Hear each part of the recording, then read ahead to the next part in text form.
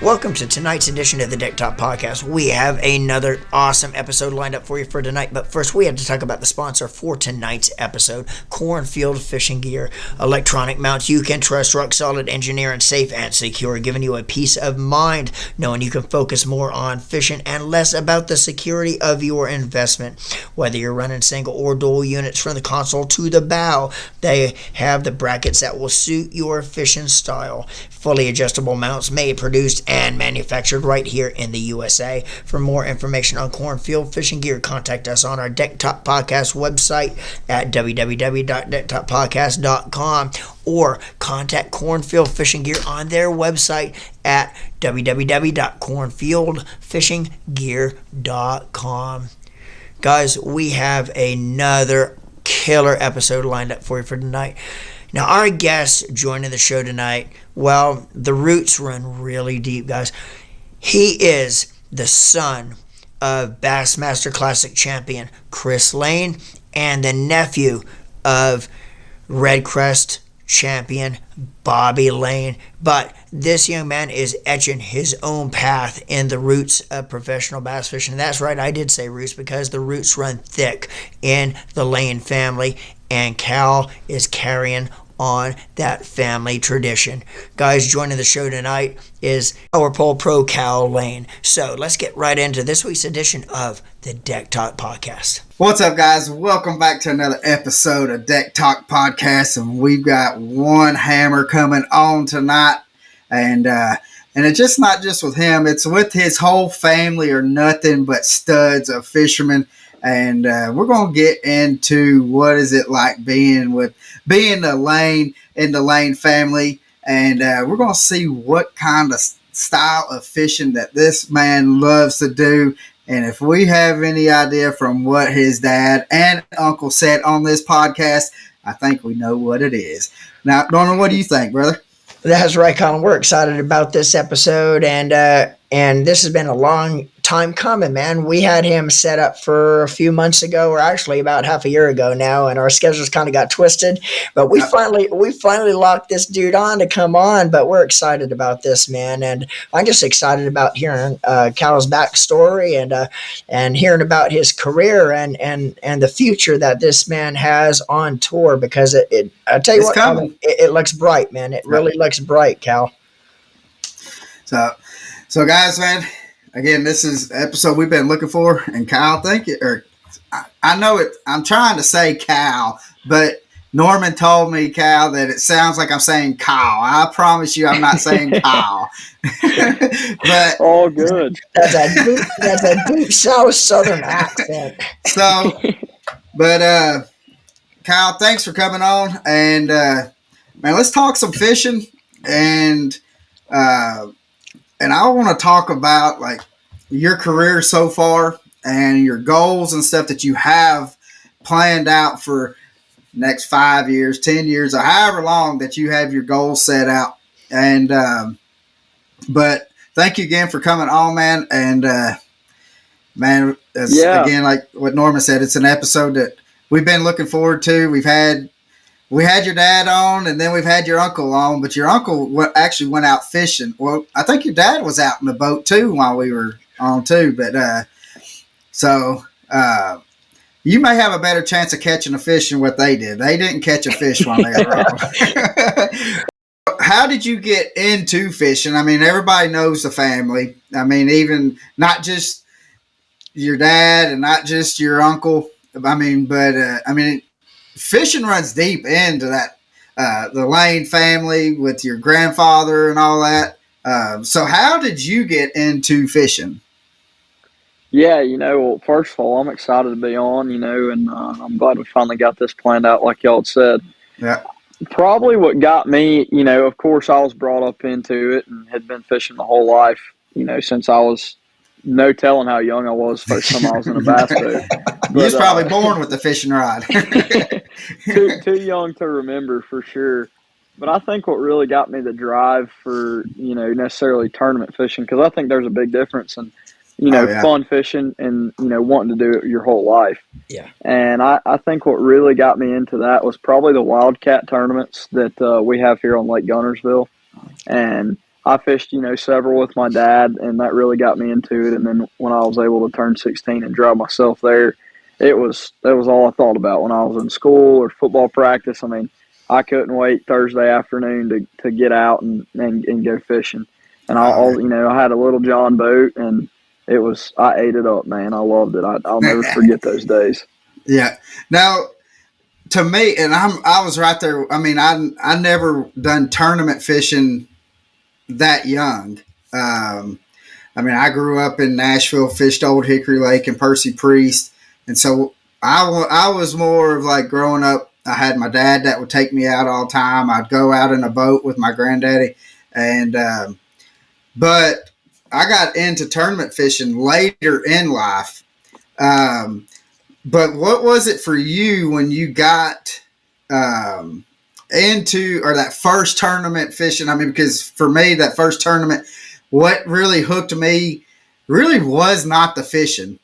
It was really the blast off is what got me. When you have 20 boats just boom, just going, to me that was like that adrenaline, the smell of some of them 2 cycles that was going. I mean, it was that to me that was the edge that or something that pushed me over the edge to where I could fish, but the excitement about tournaments, the blast off was it for me. Yeah, 100%. I totally agree with that. Like you said, 2-stroke engines. I mean, that's what I had, a 50 horse on my Little John boat. And, and just the camaraderie, getting to show up. And that was the most exciting thing is when, you make that turn into the boat ramp and see several boats lined up and the competitiveness too, just getting there and knowing that, hey, I want to beat every single person here. And you're still all buddies, and just the camaraderie is so much fun, and the blast offs, the shotgun blast offs are one of a kind. It is so much fun. Oh yeah, it is. Now it's even better though when you've been out the day before or a couple of days before, and you're actually on some decent fish, and you're like, I'm about to smoke these guys right here. Now, when you first started fishing the little dog fights in the club tournament, stuff like that, did you start out fishing in team tournaments where you had a partner, or was it draw? Did you fish any of the tournaments growing up with your dad when he was on his off time, or did you have another partner with you? Yeah, for sure. I definitely, I remember fishing, some of the gambler tournaments where, and rattle trap tournaments and stuff like that with my dad. After he they make some rules where you can't have certain people fishing it. Yeah. As far as now, they don't let a lot of people fish the tournaments if you've fished, elite tournaments or what it may be. So he ended up kind of got to where they started making those rules, not just for him at all, but for everybody that was like that. So I started going by myself a lot. And that's when I really think that because when I was with my dad, it was just, we're out here having fun. It was the good old days. Yeah. And then when I was by myself, I'm like, this is like, if I lose, it's on me. If I win, it's on me. Right.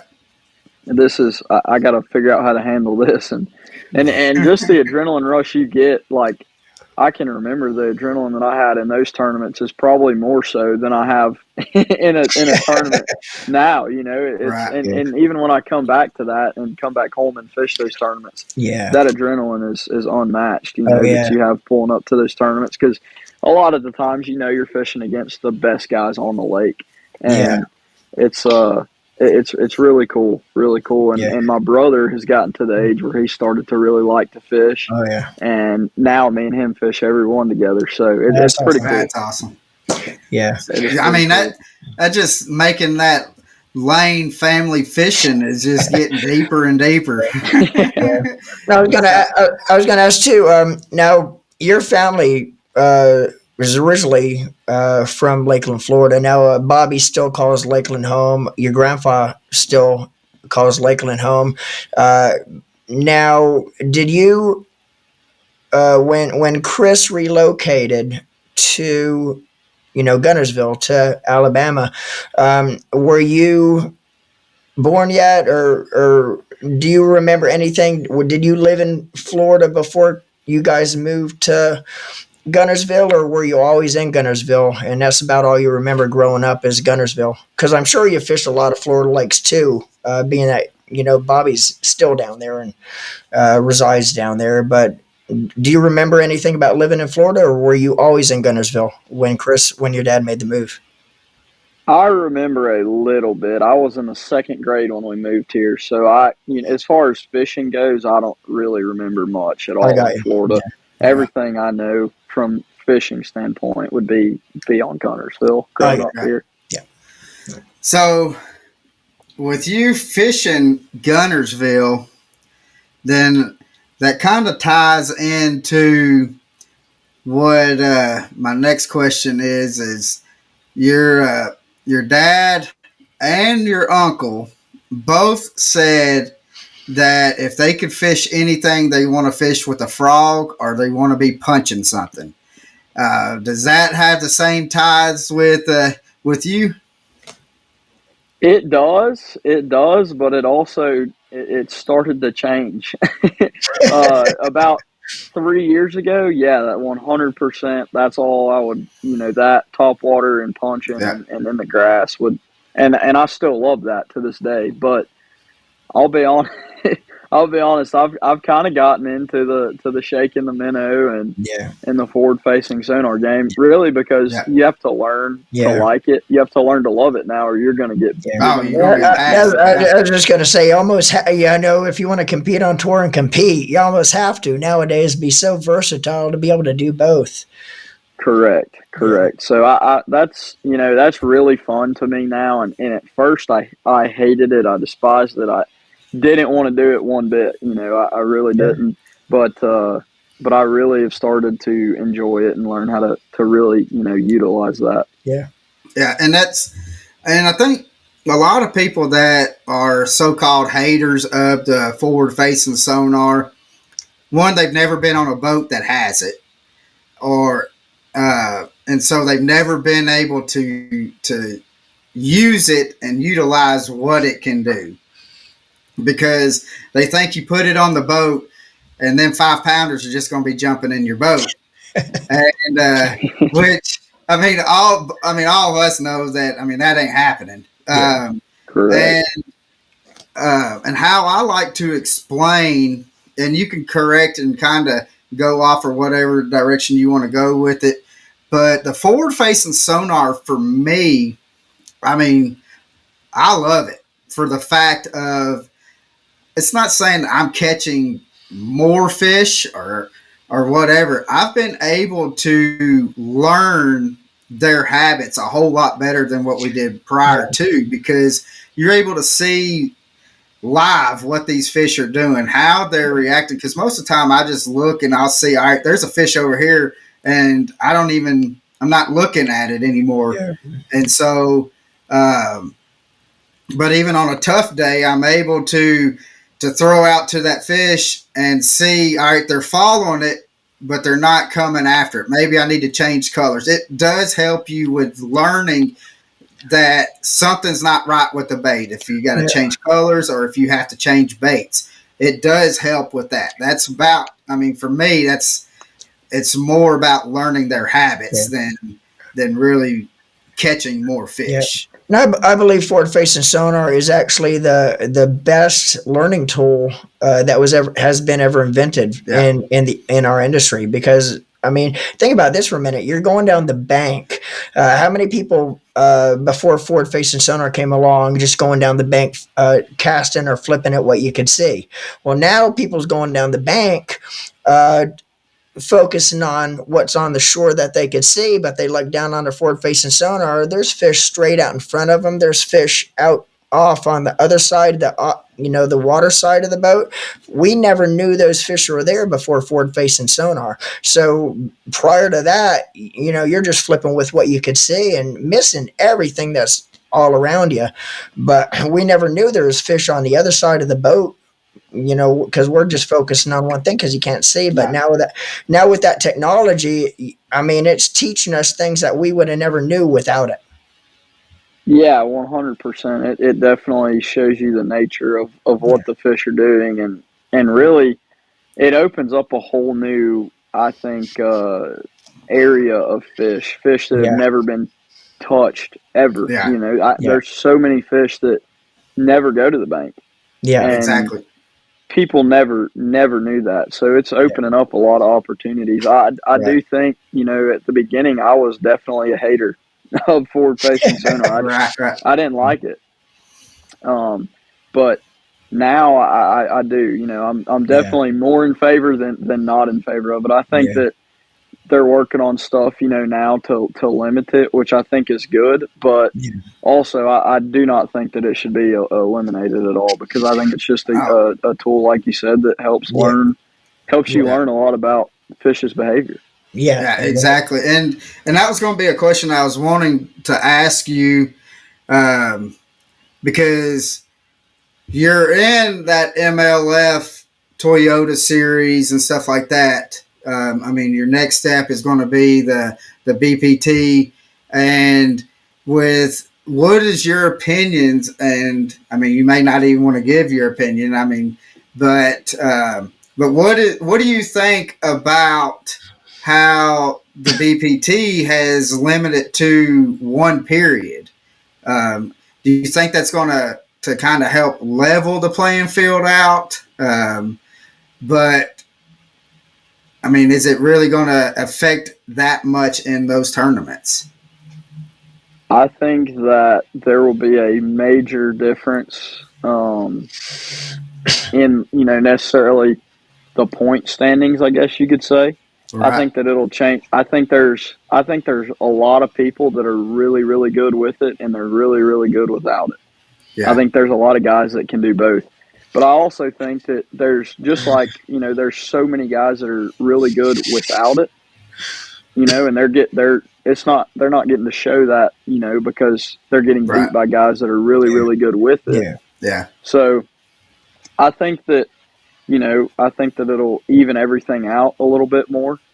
And because I feel like with forward-facing sonar, you kind of can take the instinctiveness and the you know, behaviors of fish that have always been you can learn on your own, and just kind of throw that out the window now. Yeah. And I don't think that's necessarily fair, but I also think that it's really cool to be able to, you know, expose that new opportunities of fish that are out there now, and be able to use it in that. And I really like what the invitationals are doing with it. What I'm fishing this year is the first day you're allowed to use it, and then the second day you're not allowed to use it at all, and then on the final day you're allowed to use it again. Oh yeah, so that kind of helps. I mean, you're right. And if you don't want to use it, it's not saying you have to use it either on any of those days either, right?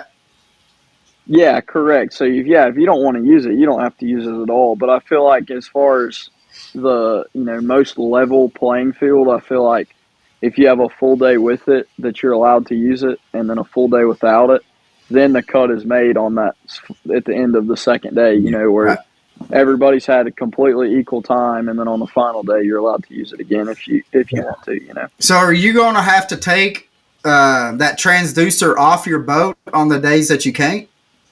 No, so what I've been told is they have come out with a plug, pretty much, that seals into your power, into the black box. You just unpop, and it's, you know, real simple. You take the power cable out, and then they're going to come around and put those seals into the power cable where you can't plug your power into it. Right, I got you. Yeah. And then if that seal is busted or tampered with, then, you know, then I guess polygraphed or something like that. So right. So, but I feel like that's the most fair. Yeah, that is, because I was over here thinking, man, that would suck having to take that sucker off, like on the second day, having to take that sucker off, and then that evening having to put that sucker right back on. That would suck. So I'm glad that they're doing that. They're trying to level the playing field, and then they also they're making it easier for you to don't have to yank everything off, just to be able to get it. So I mean, that's a whole lot better than how I was thinking that they were going to have to take that stuff off, and I was like, man. But so in 5 years, what is your goal? Where do you plan to be, or where do you see yourself in 5 years? I think that I would love to be, one of the best fishermen in the world. I think that that's kind of everybody's dream per se. Everybody wants to be, Jacob Wheeler. So that, is kind of my goal. I want to be, the best possible fisherman that I can be, and kind of just put trust in the Lord and see where He takes it. And that's, it's up to him. It's up to Him, not me. Yeah, that's definitely true. My plan is just to, work as hard as I can and try to become the best, fisherman that I can, and see where that ends up. Yeah. Yeah. Now, speaking of work, let's say you come to Chick and you haven't been there in a year or whatever. How do you get yourself ready? What do you do during your practice days to be able to go and locate fish and locate quality fish that you're going to need to win? So how do you go about that in your practice? Yeah, a lot of times, just depending on the weather situations and what time of year it is, I'll kind of go by that.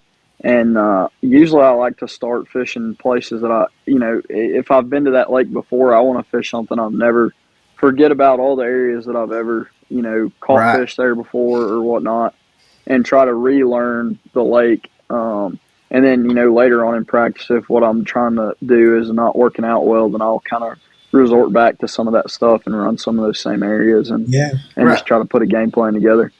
Yeah. So do you, let's say, because y'all's are 3-day tournaments, correct?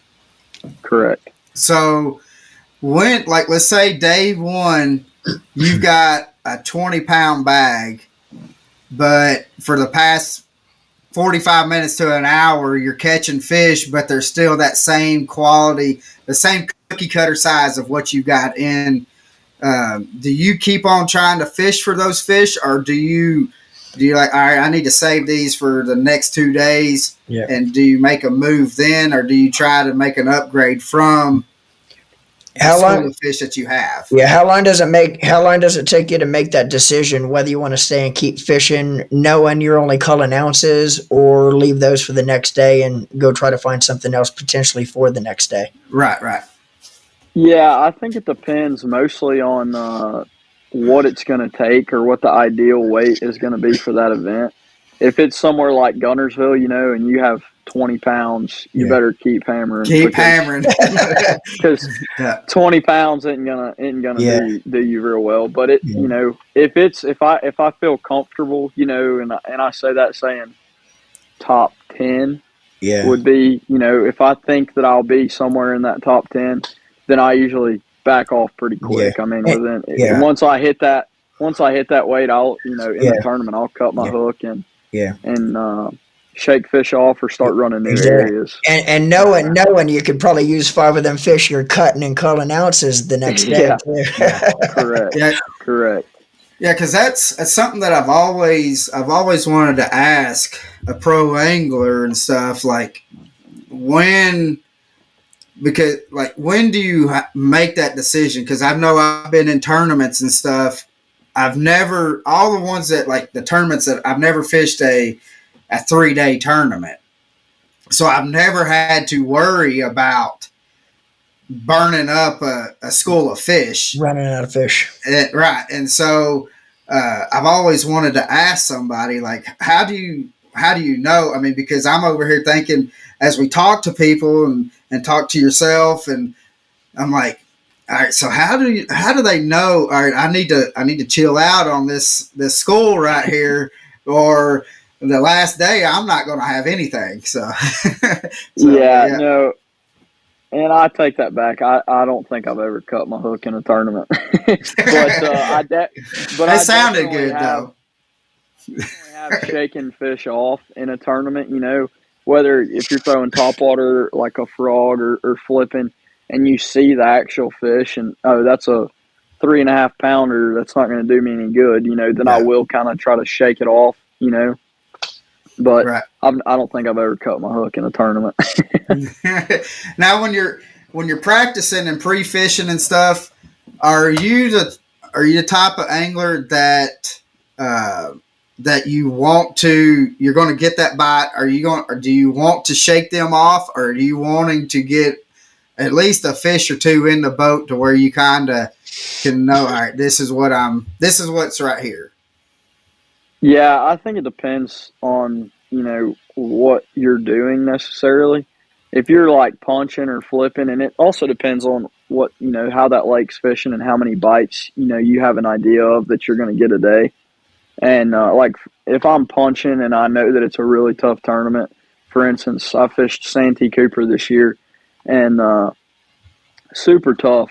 No one was really getting many bites, and so I just put on a hitchhiker, and shook off 8 or 10 fish in one little area, and went right back through there, and I got like 6 or 7 bites, and it would be to the T of the exact little grass clump sticking up where I'd get that bite, and more than likely it's the same fish. So I do believe in shaking fish off a lot. Yeah. And usually if you're punching or flipping too, you can, before you set the hook, when they pick that bait up, you can tell if it's a bigger fish or a smaller fish just by the way they eat the bait too. Yeah, the feel.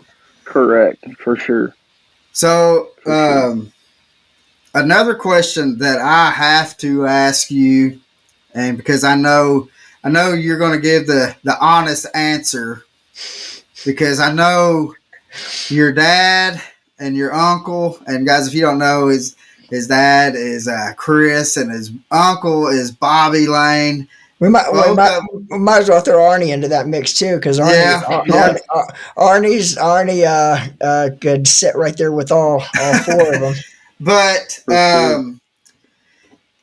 which we know that all the Lane guys got a massive hook set, and I want to know which of the Lanes family, and you can put yourself in if you think that you got a stronger hook set than anybody else in the family, but which Lane family member has the hardest hook sets? Oh man, I'm gonna have to go with Bobby. If I was on the other end of Bobby's line, I would not want to be that fish. I've seen that joker set the hook sometimes, and I don't want any part of it. Ask the cameraman that was with. We had a conversation. Jake Latundra. Yeah. We seen Bobby impaled him.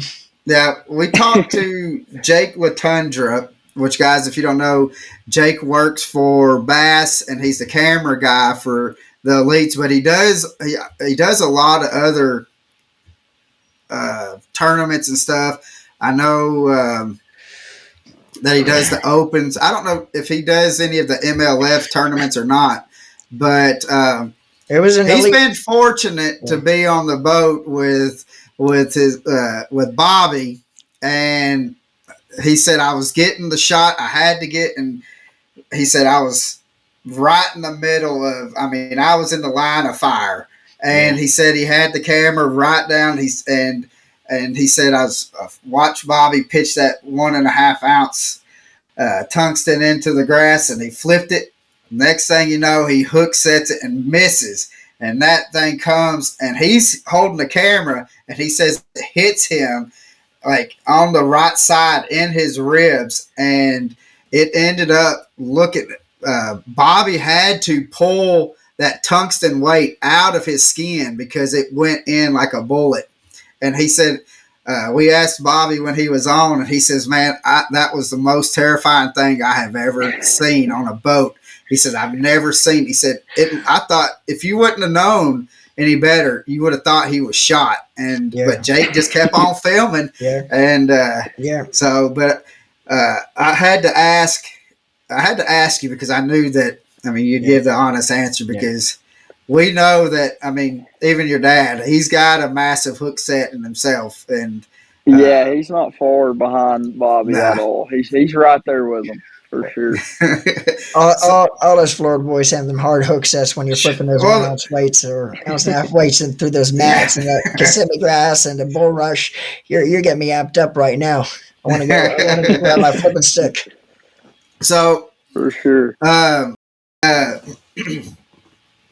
besides Gunnersville, what is the lake? What is your favorite lake besides Gunnersville? Lake Eufaula in Alabama.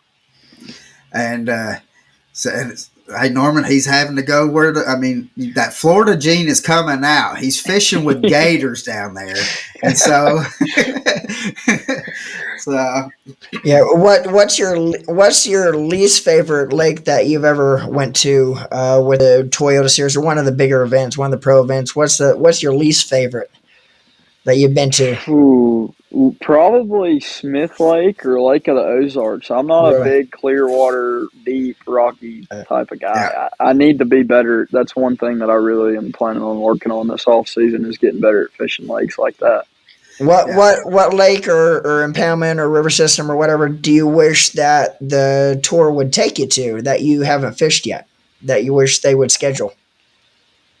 If it wasn't so expensive, I would love to go out to California and fish Oh, some of those Delta. places. oh yeah. Yeah, Heck yeah. I would Well, love to go to some of those places. we've asked multiple people that, and I guess because this is close to right around our 100th episode, and we have asked multiple professional anglers where they wish to go, and I guarantee you 99% of them has said California to the Delta or Clearwater. Clear Lake. Or Yeah. Clear Lake, yeah. Lake. And but I couldn't imagine. I would love to see that just because people really, if you're in the fishing industry, people out west really kind of get shafted because unless the Classic or something like that is out that way, they're not really, or Red Chris is out that way, they're not able to actually see y'all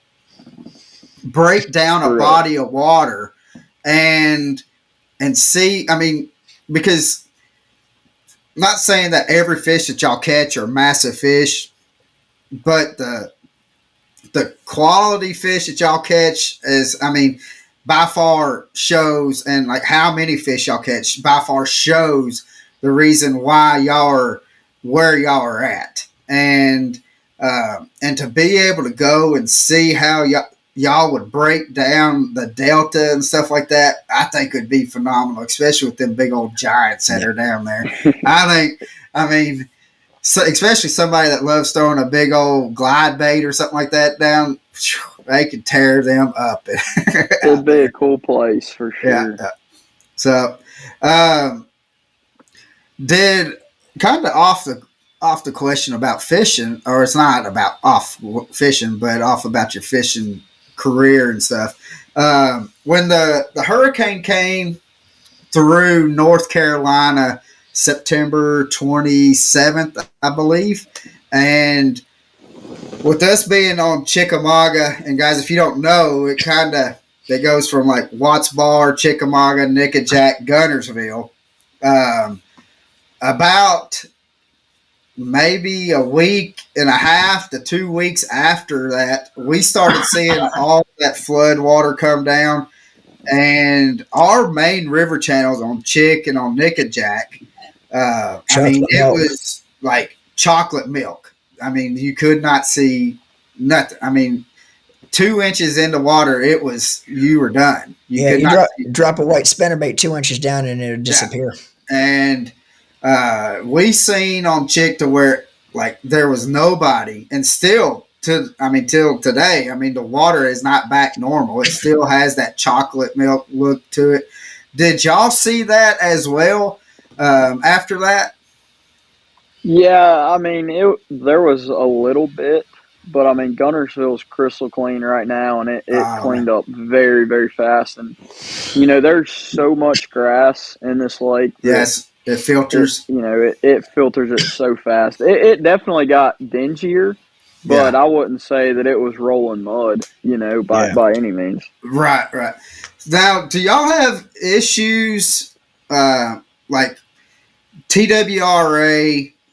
Like had what do they call it? Where they had a company come in and they bid on whatever companies to come and spray the grass and stuff. Do y'all have that kind of issue down there on Guntersville to where they will go, even if it's just the wildlife going out there and spraying and stuff? Do y'all have that issue there?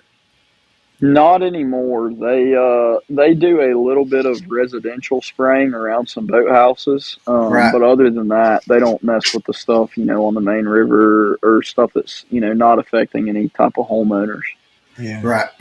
Yeah, because I mean, and just thinking about it after you said that about all the grass and stuff that y'all have there, filtering it out, and because right before, I'd say probably about when that hurricane came through, I mean, I seen a couple of boats out there spraying, and they get paid to spray so many gallons, and even if they don't need to spray that many gallons, they're dropping that many gallons out just so next year they can get that same amount, if not more, for their contract to make even more money. But that makes a whole lot of sense to reason, because our grass on Chick, and which I'm sure you fish Chick quite a bit, and like how the grass is on Chick. I mean, we have practically none now. It is gone. Very little. Yeah. Yeah. So. Yeah, no, that, and I feel like that's what makes Guntersville so good. Yeah. It's 100% what makes Guntersville so good, and if you look back to when they were spraying it heavily, Guntersville was not that. I mean, it was not good. And Chick, when the grass was good, when there was a lot of grass, that place was incredible. It was, it was on fire. And Norman's been here, what, 4.5, 5 years, and he's never seen Chick on fire. In which you can tell. And I mean, I know that you've been up there. Your family's fished Chickamauga. There ain't no telling how many times they fished Chick. And I mean, when Chick was on fire, it was on fire. I mean, but nowadays it's tough. I mean, the size of fish is like the average has dropped down. We used to hear at least once a week to where somebody's caught a 10-pounder or a double digit. Now we may go a month and a half, 2 months before we hear that somebody's even caught a 10-pounder off of it. Yeah. So, you said you don't care too much for, like deep, clear waters. I'm right there with you. If I have a body type of water that it just has my number, that is a deep, clear water. But do you prefer to fish? Are you more of like a shallow water fisherman, or do you don't mind going out, like especially like on, like, let's say the TVA lakes, to where you may be in 30 foot of water, but you're fishing a point that comes out or fishing a ledge? Are you more shallow, or do you not mind fishing those ledges and stuff? No, I absolutely love ledge fishing, and like, for instance, that's, what I love to do out there is ledge fish and fish offshore brush and stuff like that. Right. And I really enjoy fishing offshore, probably more so than up on the bank, Right. But it's something about, I guess it'd be, spotted bass and something without grass or structure kind of throws me off a little bit. Yeah. I hear you on that. And, but I don't know, man. It has my numbers. It may be that, I don't know, but something about being able to see your bait 60 feet down, I'm like, I have no clue what I'm doing. Yeah.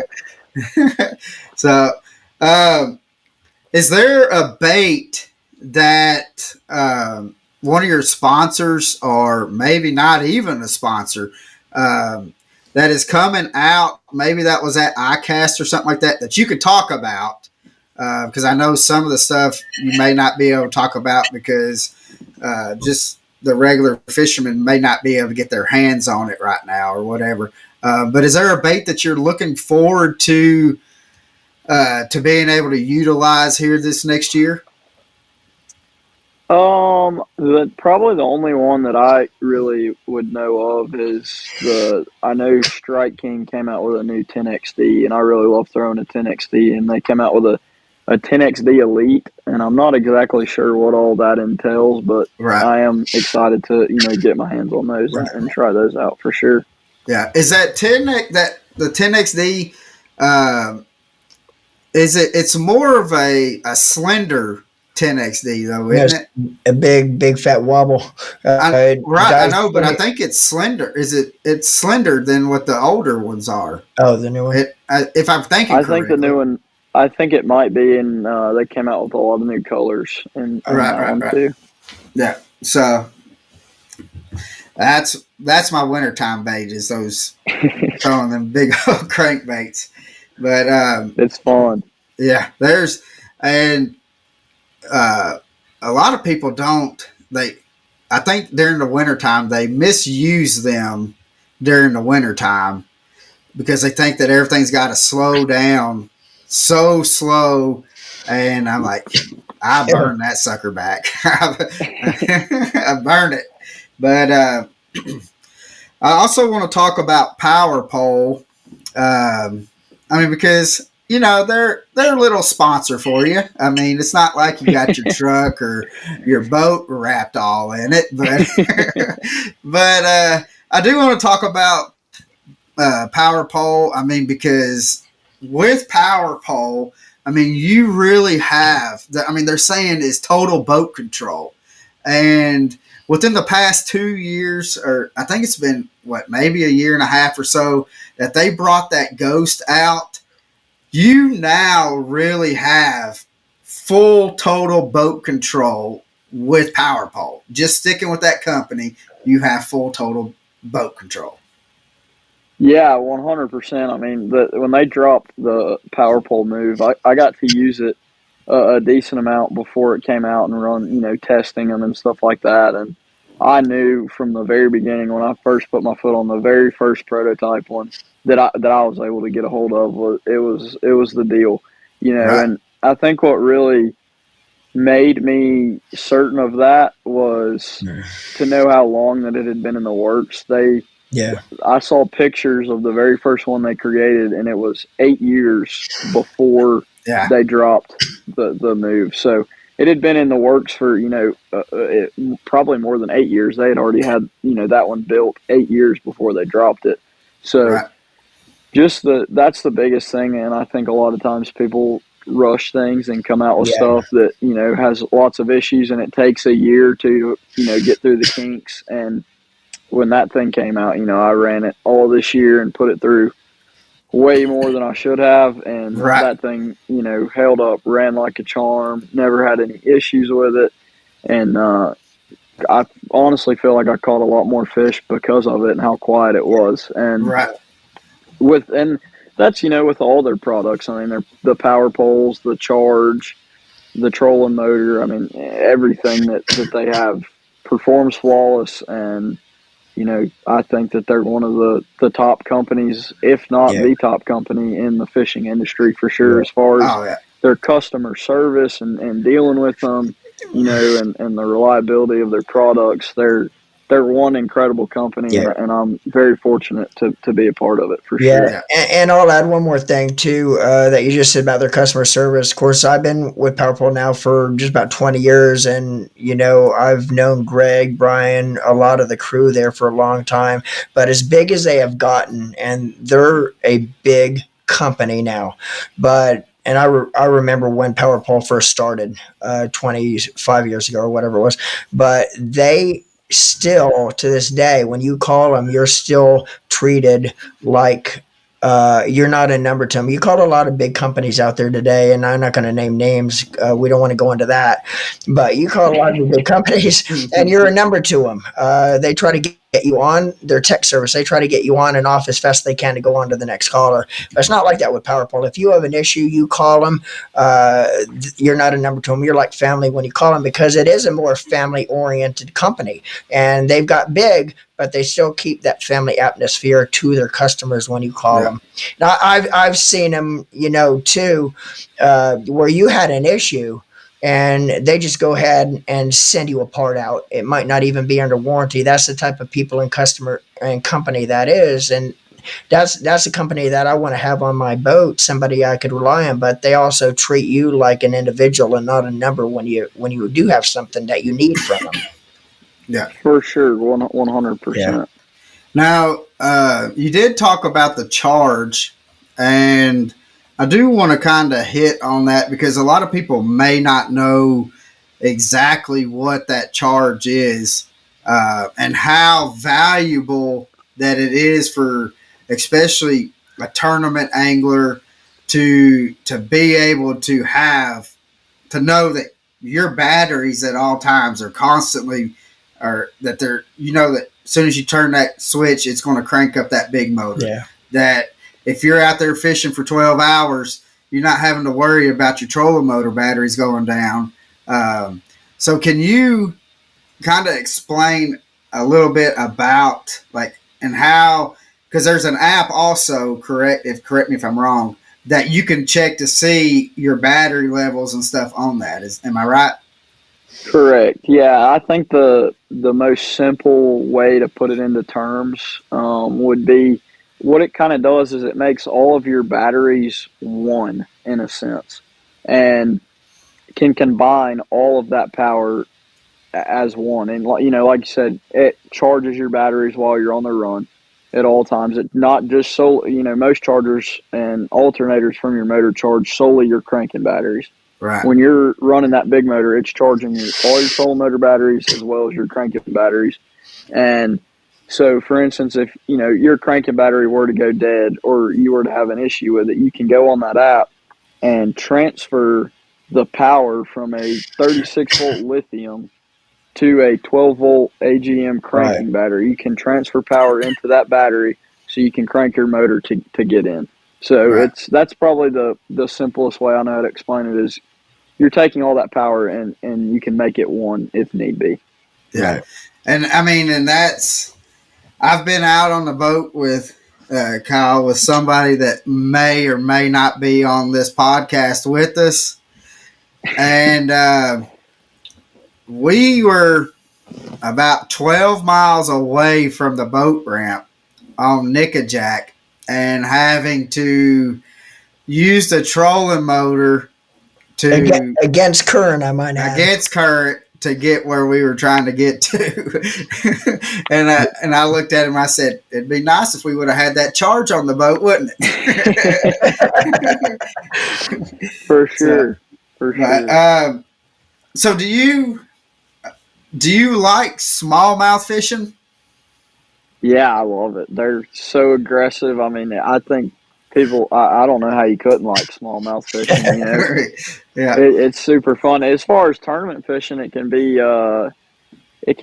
challenging, because you have to focus on those better quality fish, and you can get so caught up in catching 3.5 pounders, and that's not going to do you any good at the St. Lawrence River or Champlain.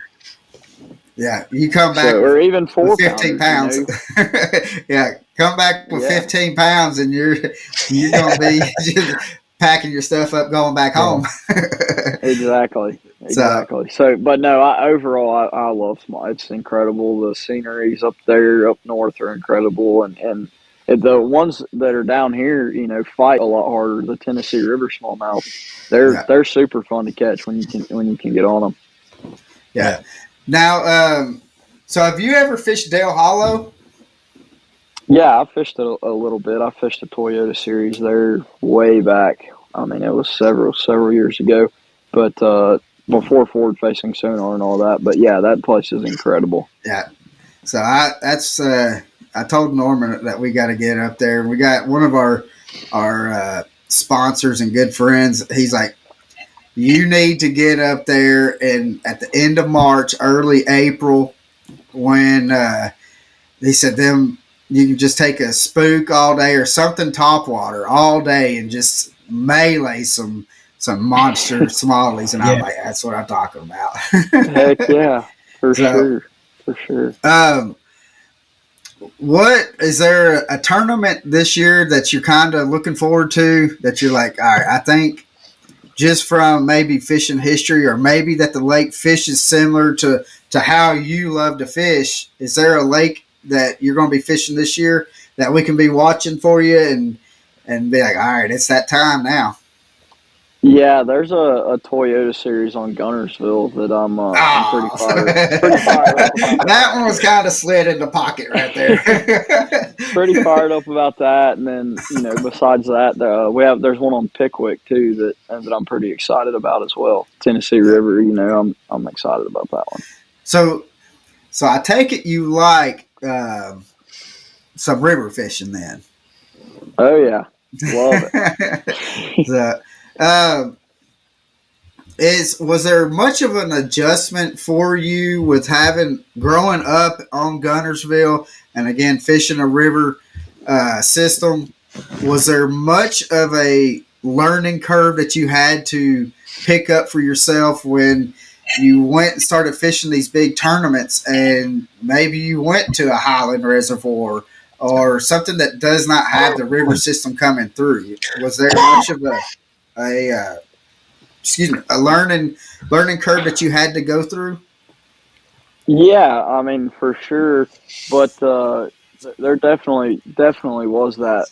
One thing I really love about Guntersville, and I think that 99% of other people that fish would say the same thing, is you can learn just about everything you want to learn on Guntersville. You can just about do everything on Guntersville and practice those skills. Besides very few things. Yeah, and I think that's, and I really, besides when you just said that, I'm over here thinking, and I'm like, that is correct. I've been on Guntersville quite a few times, and that lake gives you so much that there's really no reason why you should not be able to go and fish the way you love to fish and be able to go catch fish on Guntersville. Because just as well as we do that some lakes you cannot go and do what you want to do because it does not tend to happen for you that way. And Guntersville is one that I think you're kind of blessed to be able to be on Guntersville because of that. You're able to go to the same body of water and be able to, today I want to go do some flipping, or I want to go do some frogging, or I want to go hit some ledges, and that it allows you to be able to be more of a versatile angler on one body of water than a lot of, I don't know any other bodies of waters that kind of will allow you to do that. Yeah, 100%. Like you said, you can go scope fish under bait balls. Yep. You can flip. You can frog. You can crank rock. You can fish bridges. You can fish isolated grass, offshore grass. I mean, you can just about do everything. Yeah. How do you feel about tidal water? Have you fished any tournaments on tidal bodies of water yet, or? Yeah. I a little bit of success, but I've also sucked really bad in some tidal tournaments. So, it is a different ball game when you get to doing that, for sure. Yeah. Still definitely learning that. Yeah, and I got to give it to y'all because, they throw y'all in some crazy places, and how y'all go out there and just, rip the lips off of some of these fish that I'm like, man, and I got to give it to you. That's something, and to me, I think I would just go out there and I just fall flat on my face. And I consider, I'm more of a river fisherman. I grew up fishing rivers just like how you have, but going in which we talked to your dad and Bobby about, like, especially Florida, like going down to Florida, everything looks like it should hold a 10-pounder on it. Yeah. And so for y'all to be able to go and drive to wherever and be able to put your boat in and go find fish, and people don't realize, like, one, how much time that y'all have spent doing this and figuring it out to where when the lights come on and it's time to start swinging, y'all are ready. And I gotta tip my hat off to you, brother. It's amazing. Well, I appreciate it. There's a lot of guys that do that very well, you know. So definitely learning for sure. So when you go out on Guntersville, do you take your boat out that is wrapped, or do you have a second boat to where you can kind of go incognito on them? I sure wish I had a second boat. A lot of guys that live around here, I think, wish that, because there's several, wrap boats that are out here, and there's definitely people that, look for wrapped boats for sure. Yeah, and especially, word gets around if you're doing really well in a couple of local tournaments.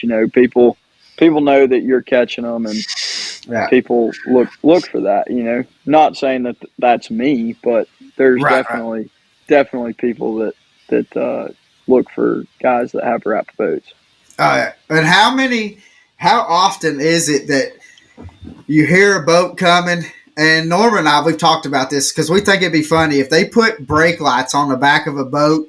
How much? Because with your boat, and it sticks out. It's wrapped. It's got power pole written down the whole side of it. It's a great looking boat. But how many times do you hear that engine, somebody coming, that they're on it, and then by the time they get up to where you're at, you hear them backing way down, and then you just see them over there just messing with their unit. Be like, multiple times. Oh yeah, multiple times. Yeah. I wish that it wasn't that way, but it definitely is. Yeah. Now I'll tell you a funny story too. Of course, the 3 lakes I guide on in Florida, and I told Colin this. I actually brought up the brake light thing about them lakes down there because I'd be guiding in Florida, and you'd actually, if they had brake lights, you could actually almost see the brake lights come on when they go by. You know what they're doing as they go by; they're punching it in. But the funny story is when I first met Colin up here, I just moved up here to Tennessee. Of course, I'm guiding now in Chickamauga, Nick Jack. When I first moved up here, I didn't know a thing about Chickamauga. I was still trying to learn the lake and the whole 9 yards. I just met Colin. Me and him's out there together, and we're fishing on Chickamauga, and a boat driving by 70 miles an hour, and he goes by us, and he slows down to about 50, and they're both looking over there, and I see him messing with his unit, and I looked over at Colin, and I said, if that guy only knows, I don't have a freaking clue about what I'm doing right now. But he'd seen the wrap boat, and he just slowed down. Both of them eyes left, and they punched it in. Yeah. I'm like, if he only had a clue right now. So yeah, what is the fish that you wish that you could go? Is there like a dream fish that you can go out and just go catch? Maybe you've caught it before, maybe you have not caught it before, but what would want to go, like if you had a chance to go wherever it is to go catch a fish, what fish would that be? I'll be honest, probably a largemouth bass. I really don't have any crazy aspirations to go anywhere and catch something crazy. I really, it's weird, if you were to ask me that about hunting, I have all kinds of stuff I'd like to go and where I'd like to go hunt. But when it comes to fishing, I really, I focus on one thing kind of, I've never got big into chasing anything crazy. Yeah. I don't even know what there is, If it's not green or brown, just leave it alone. Exactly. So Norman and I are not big hunters at all. I used to hunt and but I'd rather be out on the lake, to be honest with you. But what? Because I know a lot of the anglers and stuff that we talk to, they when they're in their downtime, they're in the woods. That's either they're in the tree stands. Yeah, they're either hunting deer or they're hunting turkeys. And so, if you had a choice in between turkeys or deer, what are you going after? I'm gonna have to hit you with a wild one right here. I'm gonna go duck hunting. Duck hunting. So duck hunting.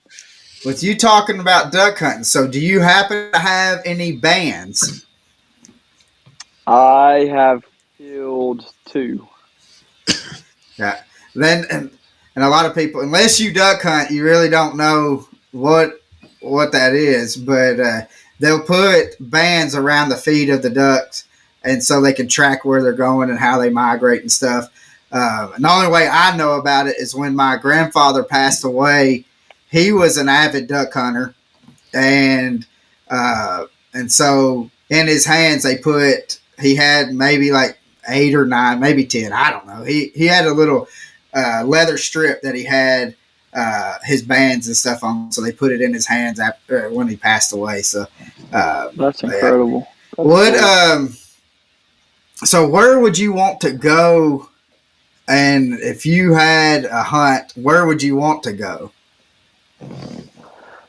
I think they kill, some really, really cool ducks in Alaska. That's one place I'd like to go, and they have some different types that you can't kill around here. I would probably like to go there, and I'm also, I do deer hunt a lot. I do deer hunt a pretty good bit, but my favorite between the two is I'd rather be duck hunting than deer hunting for sure, or turkey hunting. So have you ever had a sandhill crane? No, I've never killed one. I've never been in the, there you have to you got to draw for them around here to be able to kill them, and then they kill them some up north, but I've never got into it. Right. Now I've got a cousin. He's just an avid outdoorsman. It don't matter what he's doing. He's either fishing, killing deer. He's throwing lead either in the water or he's throwing lead in the air. It don't matter to him. And so he told me that a sandhill crane is the filet mignon in the sky. So I've heard that my whole life, and I actually had some buddies that I hunt with a lot. They went to Canada this year, and they killed some sandhills, and that was my first thing. Was, dude, like, how is a sandhill? Like, is it all what it's talked up to be? And they said it was one of the least favorite, really, migratory birds. As far as ducks and geese that they'd ever eaten. And I've never tasted it personally, but I've always heard it's the ribeye of the sky. That's what they call it. And they said it wasn't that good, but I would still 100% be interested in trying it for sure. I definitely wouldn't kick it off the table. And for sure. I would imagine on that too. It depends on how you cook it, and for sure, 100%. Yeah. And I think though, excuse me, not being a big time hunter, I think if I was to go and go after something, I think I'd want to go after an elk just for the experience. And so for sure, that'd be super cool. I would hate, which we've got some elk in East Tennessee, and but I think I'd want to go out west to, was it Montana or something like that, to where they have them. But I would hate to have to do all that climbing up them mountains trying to get it, and then having to pack that stuff out. I'm too fat for that. It's a lot of work. It is. For sure. Is there anybody that is on the tournament trail with you that has kind of given you the most useful advice that has helped you through tournaments? And it may not just be it may just be something simple. The fact that, but has there been somebody that's kind of, they don't even have to even give you a lot of advice, but just something, just saying, hey, you might want to try this or look at this or something like that? Yeah, my dad and uncle, and my grandfather as well. They've taught me a lot. Not necessarily spots or Right. waypoints or stuff like that. In fact, they've never given me any waypoints ever. Nah, Um, not there. I've never asked for them, and I won't ever ask for them. But they've definitely taught me, just subtle things as far as if you're doing this, or if I talk to them, hey, I caught them good. Well, you need to be patient when you do that, or you need to Yeah. slow it down. Back when I was younger, they would tell me stuff like that, and stuff like that really, really stuck with me Yeah. for sure. Now, growing up as a kid, Cal, you know, and I'm sure the family, you were growing up and you always, from probably your earliest recollections of being able to fish, probably that was your dream, is to, become a professional bass angler. But growing up as a kid, was there any angler that was actually on tour then, besides, Bobby, Chris, besides your dad or uncle or any of your family members that you actually, uh, kind of looked up to or wanted to inspire to be like, as a child growing up, that was already on tour besides a family member? Yeah, probably, definitely Aaron Martins. We camped, and Amen. he Amen. camped.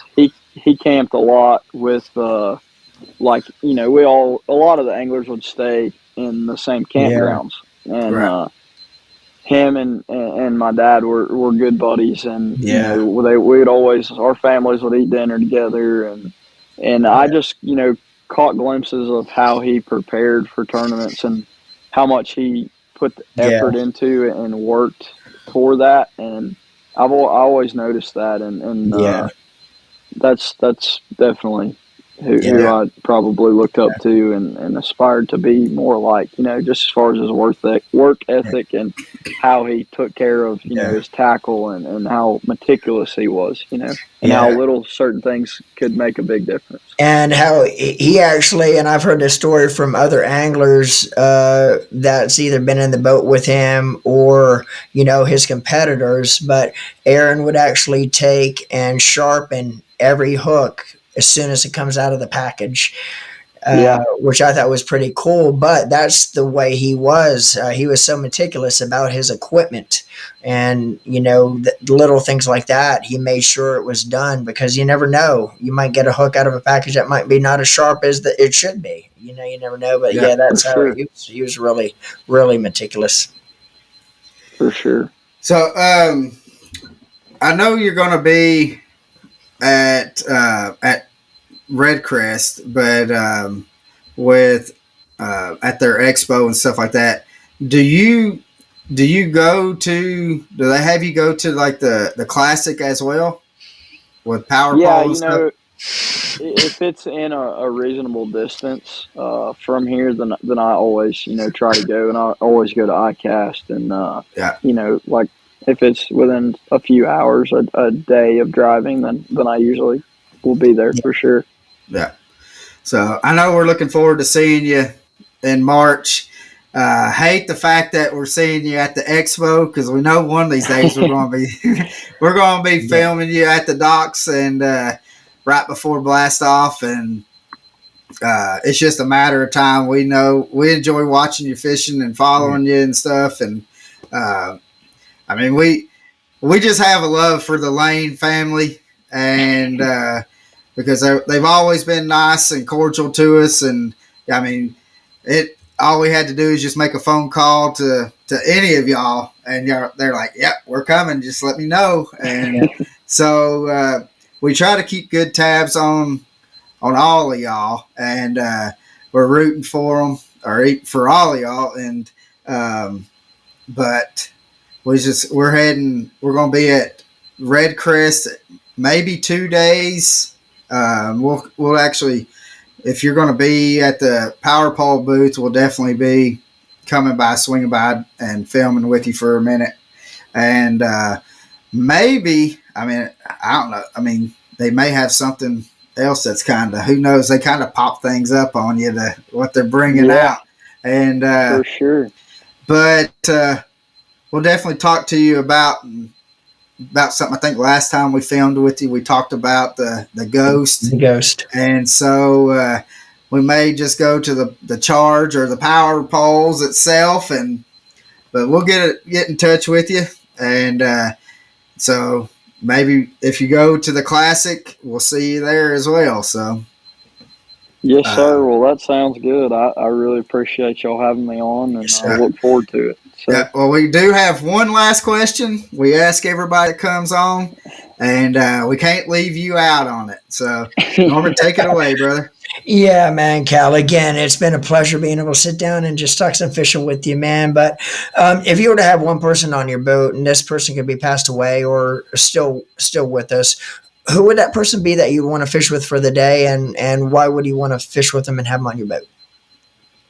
It would probably be, and this may be a pretty frequent answer, but it would probably be Kevin Van Dam. Honestly, I mean, the guy is, the GOAT. I mean, he's the best of all time. Definitely. And I feel like he has a ton of valuable knowledge that I would be able to learn just from a day in the boat with him.